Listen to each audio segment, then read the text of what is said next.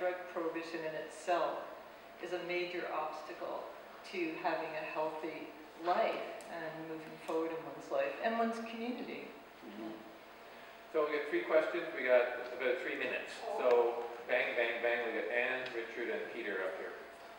Mike, this is sort of a comment or sort of hopefully something inspiring. When we would go and the dog and pony show that the city, when Donald was the drug policy guy, we would go around the city and there would be a discussion about insight, and a lot of people who had never really heard of harm reduction would say, but that's not good enough. They still have to get the drugs. There will be dealers. And so in a way, this is a way more easily sold idea of prescription for people who are really physically dependent and really desperate if they don't get drugs. So I think it's mostly the work on the ground that needs to be done, because there's just no logical reasoning against this.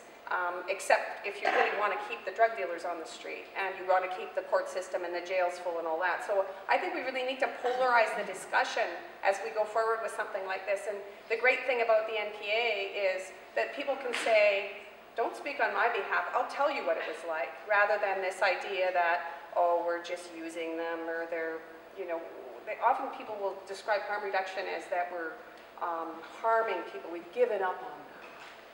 And yet, if you look at abstinence-based stuff, a lot of people have more hope to go to abstinence when they're prescribed heroin and probably cocaine, if we could ever get that as well, because they get to take this pressure off themselves and get on with their lives and really consider other things like not using. But anyway, that's my comment. Richard, quick one. I just wanted to say, as we know, with the NAOMI project, once it had started, we had lost 6 people that were on the street. But when we concern with the experimental research is, usually once it's done, you let it hang. Is there any kind of follow-up that you're going to have after the program is done for the people who have taken the program, see where they are at and what they need from there? That's what we're hoping to do through the whole process, like have something in place so we go through the whole thing that they whether they followed up on us? Well, NAOMI didn't follow up on us. That was part of the reason that we decided to organize, because I think the opportunity was missed there by NAOMI. I mean, I talked to them about it, and they said that they didn't have the right funding in place to be able to follow up. So we kind of like taken it upon ourselves to follow up our own people and kind of like, you know, do our own research. Yeah. Okay, last question to Peter. So I'm not from Canada, I'm from Europe, and I don't know the Canadian legal system, but it seems to be a human rights issue, like right to health, right to life. Because access to life-saving treatment was denied of people. So have you explored the possibility to file a lawsuit, and why did you decide not to file a lawsuit? We decided that the lawsuit still might be in there. We haven't given that up. But with Salome being so close to being started, right, we didn't want to upset the apple cart, because that is going to be 350 people in our neighborhood that are going to be helped. And with our help, they're going to be looked after, and a strategy to get them out and stuff, right? But we didn't want to upset that. We wanted to take on the more personal level of making sure that these research that now